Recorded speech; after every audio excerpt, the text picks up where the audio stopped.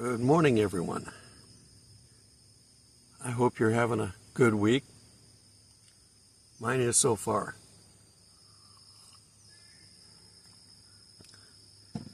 Of course, this is what I get to wake up to. And you can hear some of the critters out there. They've already been up for about an hour or so. Of course, that means I'm awake. Especially the crows when they fly by. They don't mind letting you know it's time to get up. Okay, the world is getting crazier and crazier. You know, when you read the Bible, and maybe 20 years ago when things were not quite crazy, I mean, I left California over 30 years ago because I could see the direction it was headed. But I have inside information. But the world basically has only gotten really bad in the last few years. Now, I know that there's been pockets of problems around the world throughout the ages, but the world, as a general term, has been good for the most part. The Middle East has always been skirmishes because that's God's territory and his rival doesn't like it. But it's to the point now where it is possible we could be going into a world war here in the next few days even. Just because of the recent attacks that Israel has done against members of their elite terror groups, Iran's proxies. And they took one out in Tehran, right under the noses of the Ayatollah. He is basically going to have to do something really, really big to save face. And we know that the military, U.S. military, is back in there. There are other ships that are back in there. When they launched their missiles in April, they were all shot down. I think one got through. If they do it again, we can repeat the process. But if they do that and then get the proxies at the same time to launch all their stuff. Now this isn't these final wars that we're told about, where Israel will have nobody helping them. We're not there yet. But this is the worst situation that is being set up so that I had to get my camera to highlight the light instead of darkness. The Antichrist needs somebody to come and save. Otherwise, there's no point in him being here. Now, we're still in the way. I agree with that. So that ought to give you some timing. We don't know the day of the rapture. We never will. And not because the verses say we won't know the day or the hour. That's got nothing to do with the rapture. That's Christ and his second coming and things that are happening well in the future. There's very little about the timing. The closest timing we could probably come up with would be Revelation 12 and telling us what the times are like. We know when Jesus is coming back, roughly. I know that says you won't know the day or the hour, but we can know the month. Didn't say we couldn't know the month, or we can know the year, or we can just know the season. We're told we know the season. The fig tree, you can know a season. So if that's still out in the future, and we have a pre-trib rapture, which we have well defined in the Bible, for those that are denying the pre-trib rapture, or I could accept a mid-wrath, a pre-wrath rapture, but that's still a stretch for me. I can reasonably talk to someone who's in that camp. But if you're a post-trib, the things that you have to believe post-trib, I don't like your God that you have to believe in order to do a post-trib. Come on. Stop messing around with me, light. Let's see if I can get just a tad closer. Okay.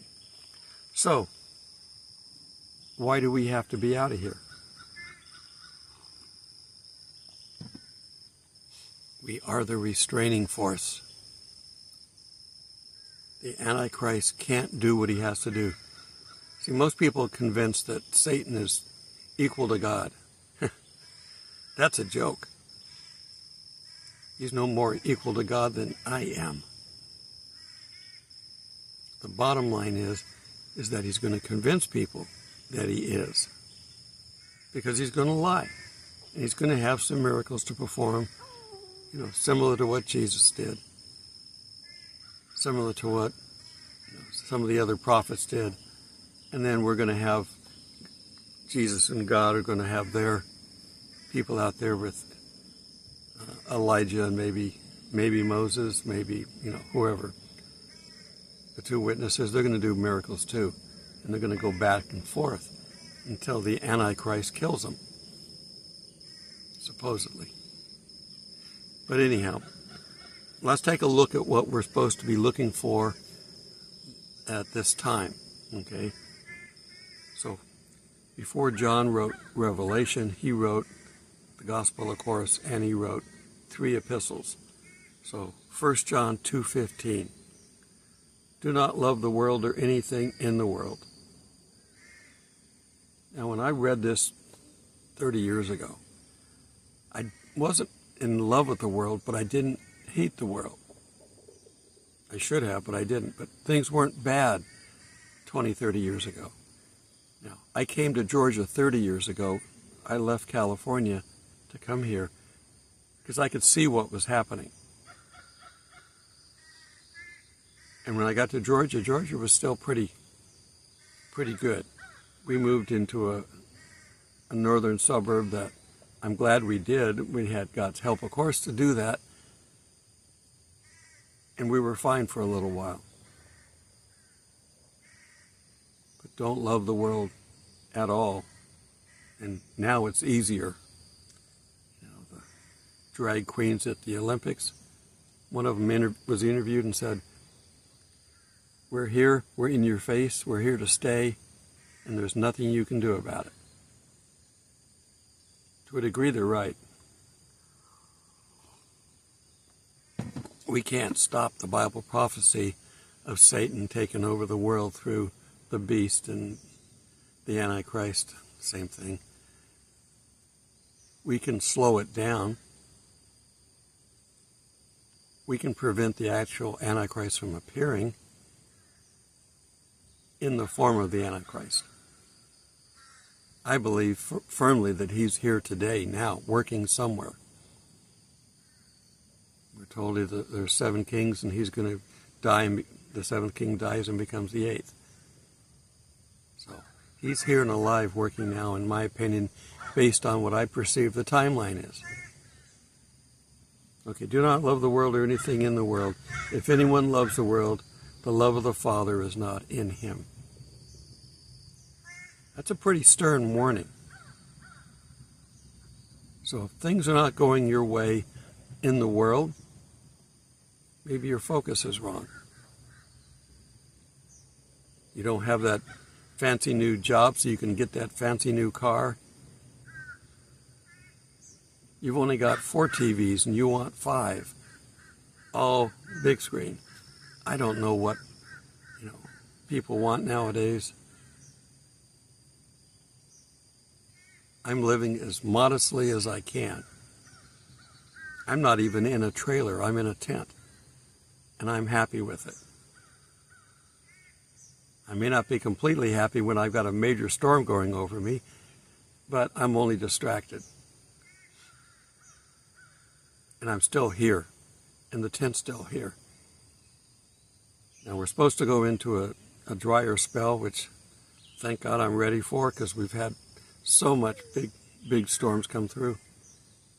But it's going to get hotter. So you trade one for the other. And we're going to still stay hot. It is not global warming. The sun is finishing up its hot cycle.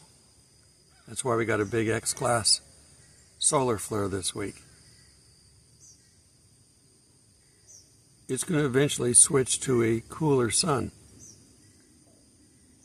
And then, of course, we won't have global warming to deal with. We'll have global cooling or climate change, or we're going to have an ice age. Whatever it is, it's man's fault, and man needs to die. That's Satan's mantra. Because back in the 60s, it was global cooling. We were going to fill the earth with pollution in the air, and the earth was going to cool, and we were going to all die from the cold. I think if Satan ever told the truth, we might all drop our jaws and just, that's amazing. But he doesn't. He can't. Satan, like God, in one way, they don't change. Okay, continuing on. For all that is in the world, the desires of the flesh, the desires of the eyes, and the pride of life is not from the Father, but from the world. We tell you what to do during the day, to focus on God, to read the scriptures, to pray, to do all these things.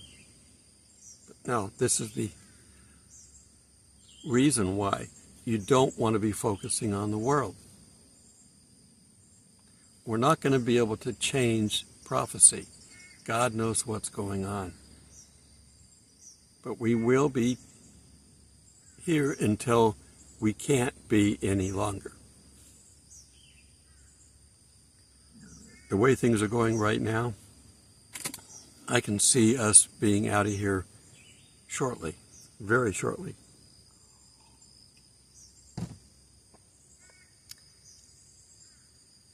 I'm looking at this month and next as possible rapture timeframes.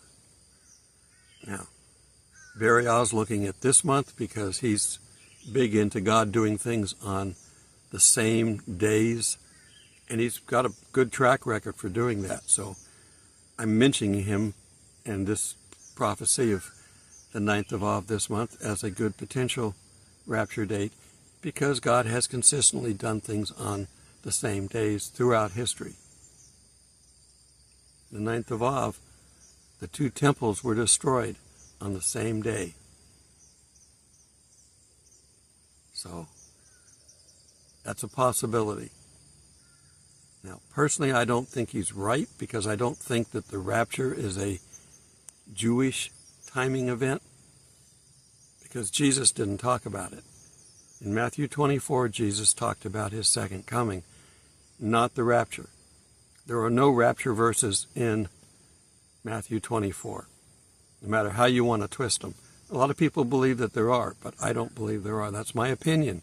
You're entitled to yours. But Paul talked about the rapture because it is a church event, a Christian event, not a Jewish event. Now, you can be a Christian Jew. That's perfect in this day and age. But it is not a Jewish event. So I'm putting it more on the line of September because that's the 7th anniversary of the Revelation 12 sign, which is in Revelation 12, which also talks about the rapture.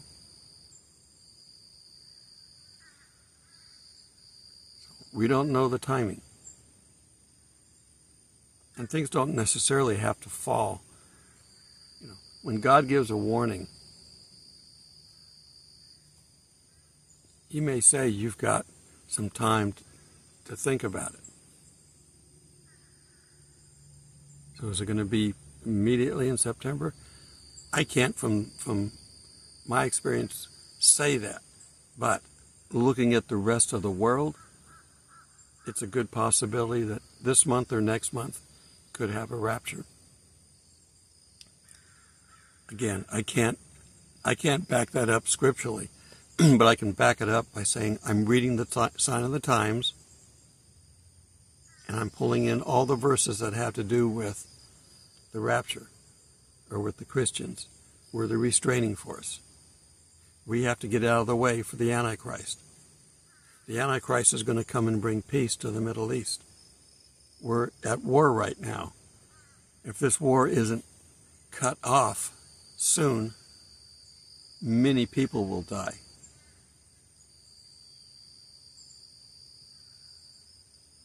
So I think that the Antichrist is going to come in before that happens. Now, people are dying, but I mean, many, many more could die. And see, that's the problem when you fight back and forth. Every time the bad guy, the enemy, does something, then you've got to do something. So Iran said, attack Israel. That's their last command, attack Israel. So they're preparing for it. If they kill a whole bunch of Israelis, as they have already since October 7th, and then the recent school attack, every time they're attacked, they attack back. And we haven't even had the school attack yet. We haven't had the school attack retaliation yet. So if they don't get in there and stop this, if Satan doesn't send his Antichrist to stop it, then there's going to be millions killed in this area. And after that, it would be hard to bring peace. You've got to bring peace before the real bloodshed starts. So I'm looking at this month and next month. It's not a very long time. But if I'm wrong, and it's 100 years from now, it doesn't matter. We still have our calling. We have our modern covenant that Jesus laid down at the Last Supper. We have our commandment to go out and spread the gospel. That never changes, regardless of the time. So keep doing that. Keep being good to people. Keep helping people. The rest of this stuff is sort of like watching a sports event where you don't know the outcome. We know the final outcome. We know the season's going to be won by God, but who's going to win the individual games? The individual battles, who knows?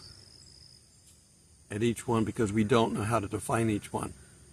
We don't know when the Gog-Magog war is going to happen exactly. We just know it's in the future. We don't know any of the other ones. Psalm 83, pick any of your future battles. We don't know. We don't know when the rapture is, but we know it's in the future, and we've got to be ready. But regardless of whether we're ready for the rapture, we have to be ready to do God's will every day. And the reason that he told us about these events is so that we wouldn't be afraid. There's nothing to be afraid of here. It's all going to happen in time. The only thing that we frankly need to be concerned with is getting the word out and praying for those that don't know Christ. And that can include friends and relatives, but it's basically the world.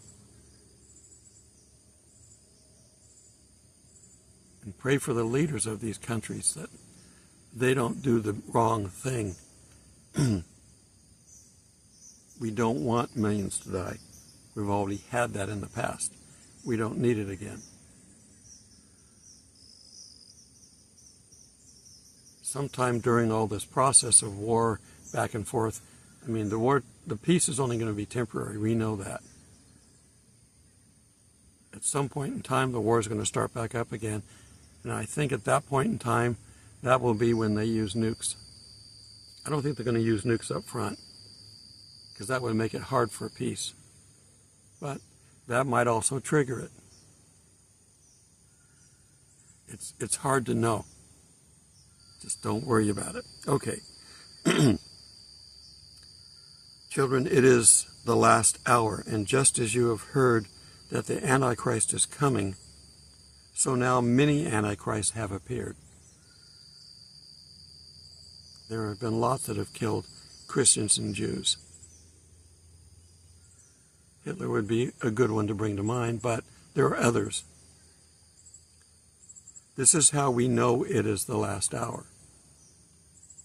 Now, they've called it the last hour from Jesus' time. We are of course in the last hour, but we're also in the end of days, or I call it the end times.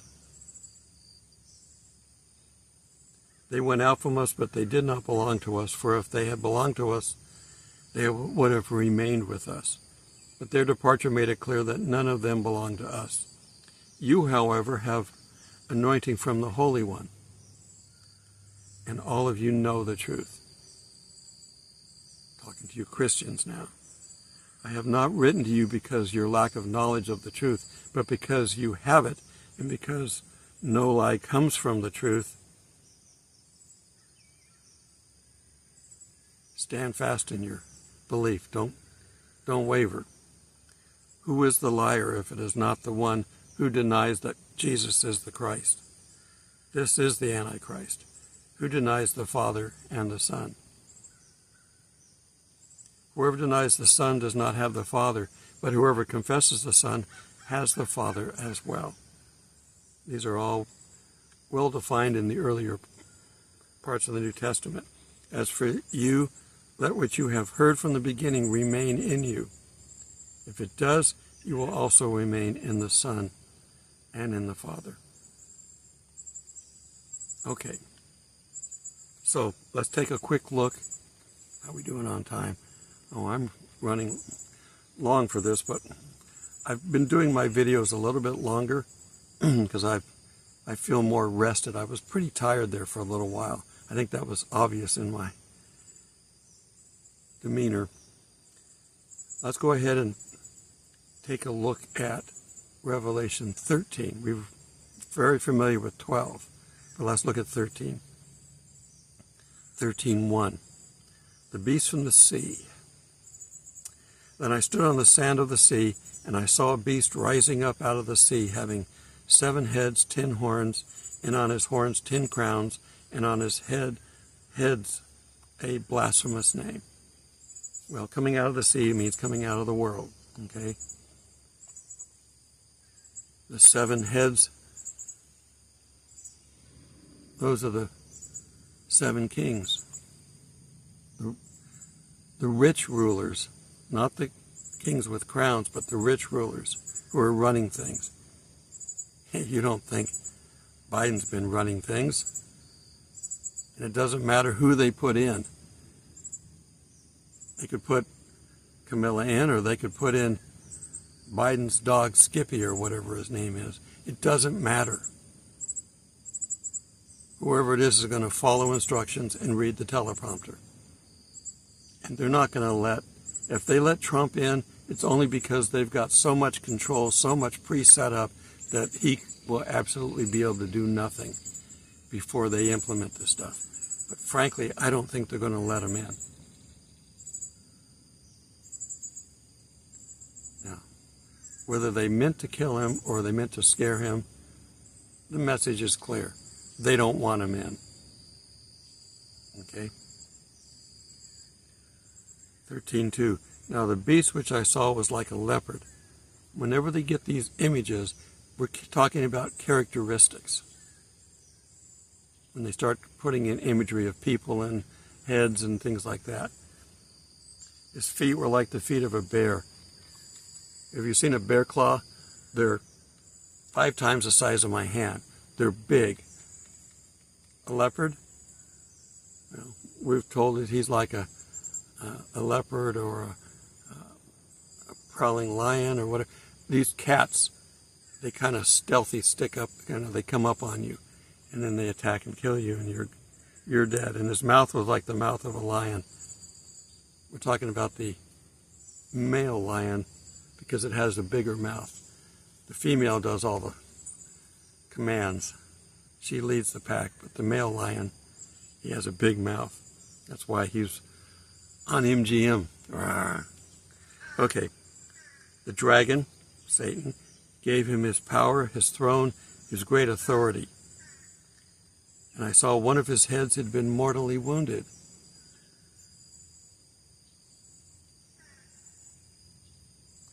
Notice that. That's the 7th. and all the world marveled and followed the beast. Now, we know that the beast and the harlot have been working together to set this world up. The harlot's still out here, and God will deal with the harlot during the tribulation time. The beast is here, coming to his timing. They're out there now. We've seen them. We haven't seen the wounded seventh king yet. That's the key.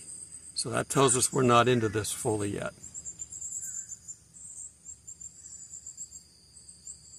And no, Trump is not the Antichrist.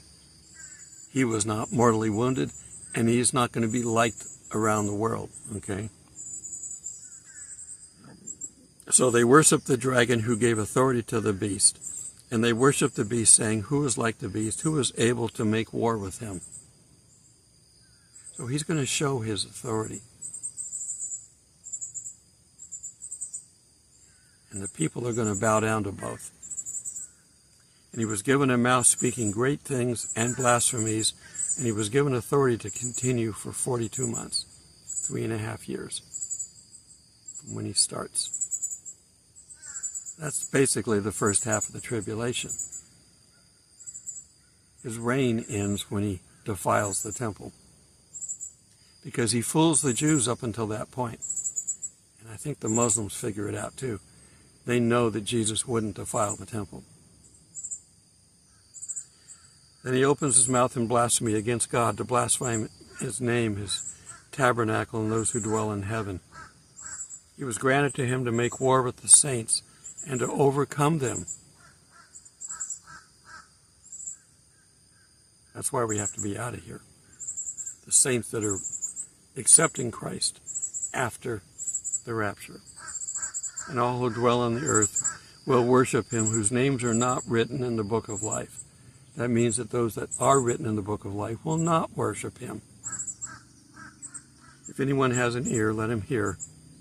He who leads into captivity shall go into captivity. He who kills with a sword must be killed with a sword. We're finding out how people are going to live or die. And I'm going to go ahead and wrap it up there. We're going to continue on and find out that he's got help in the next video. Now, none of this should frighten us, because we could stop him just like that. That's why we have to be out of here. And this looks like it's going to happen very soon. We got an indication that they're going to start shooting people if they don't like what they're doing. They're going to pick somebody out there who's the seventh king, who's going to basically go against what they want. He's going to be shot.